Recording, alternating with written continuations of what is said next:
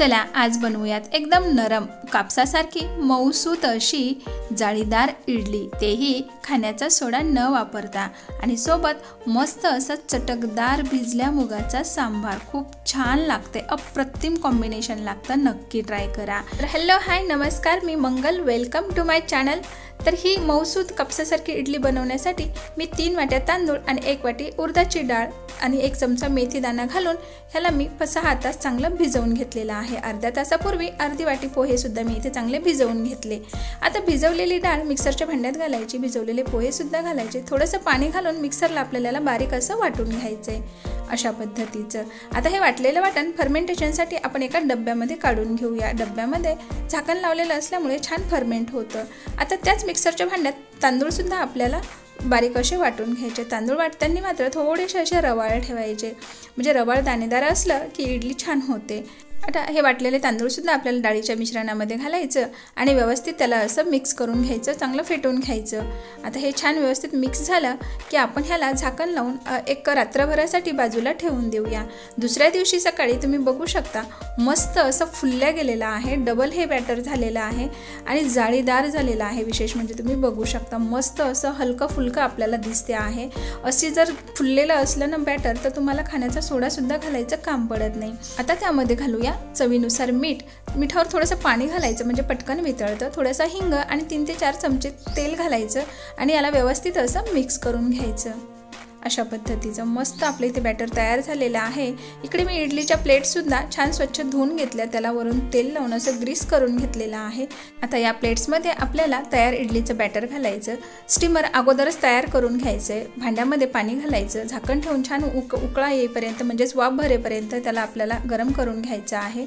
त्यानंतर प्लेट्स आपल्याला अशा ठेवून द्यायच्या आणि 15 मिनिटासाठी छान वाफ भरू द्यायची। 15 मिनिटानंतर आपली इडली इथे तयार होते।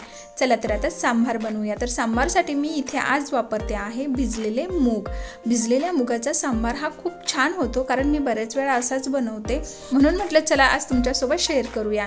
त्यानंतर मी इथे एक मोठ्या आकाराचा बटाटा घेतलेला आहे आणि 3 शेवग्याच्या शेंगा घेतलेल्या आहेत। त्यानंतर एक मध्यम आकाराचा कांदा सुद्धा मी त्यामध्ये कापून घातलेला आहे। थोडीशी हळद घालायची, गरजेनुसार पाणी घालायचं आणि कुकरला 2 शिट्या काढून घ्यायच्या आहेत। आता इथे कुकर तयार होते आहे, तोपर्यंत आपण घेऊया एक खलबत्ता। त्यामध्ये 1 इंचभर आपल्याला अद्रक घालायची आहे आणि ही अद्रक अगोदर आपल्याला एकदम बारीक अशी कुटून घ्यायची आहे।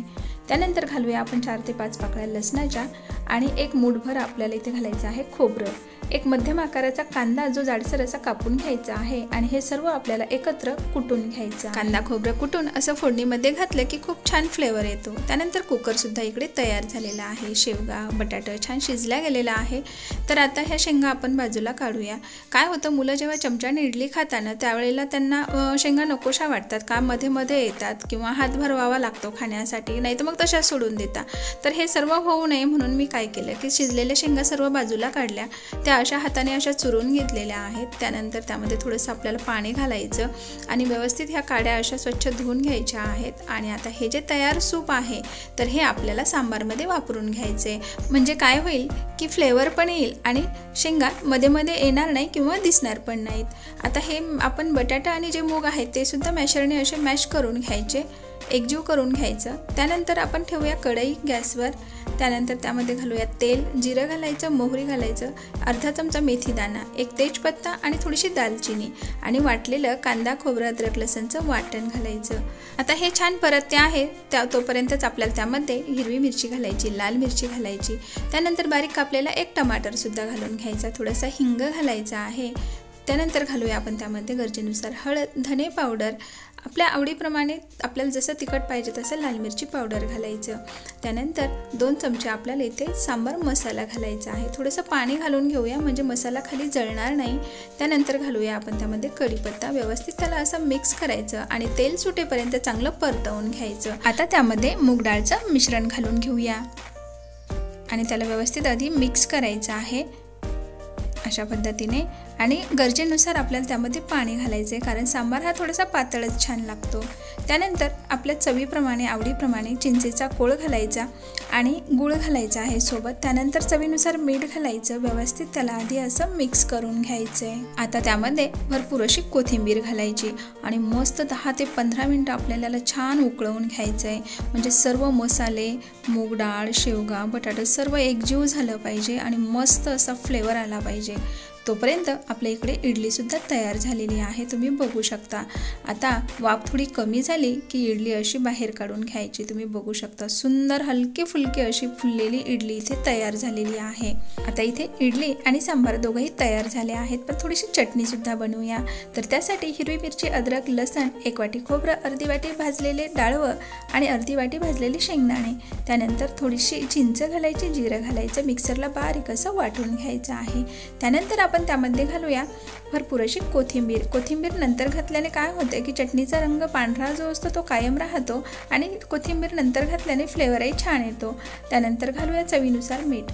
सोबत आपण कडकडीत असं तेल गरम करून घ्यायचं, त्यामध्ये जिरं मोहरी घालायचं, कढीपत्ता घालायचं, त्यानंतर 1 लाल मिरची घालायची, थोडंसं हिंगसुद्धा घालून घ्यायचा, व्यवस्थित मिक्स करायचं। तडका छान तडतडला की चटणीवर घालायचा आणि मग काय एकदम साधीशी भरपूर चवीची चटणीसुद्धा तयार। एकदम नरम मऊसूत अशी इडली, वरून भरपूर असा फ्लेवरफुल अख्ख्या मुगाचा सांबार आणि मग काय एन्जॉय। तुम्ही कधी बनवताय? नक्कीच मी बनवलेली ही रेसिपी तुम्हाला आवडली असेल तर लाईक करा, शेअर करा, चॅनलला सबस्क्राईब करा। थँक्यू।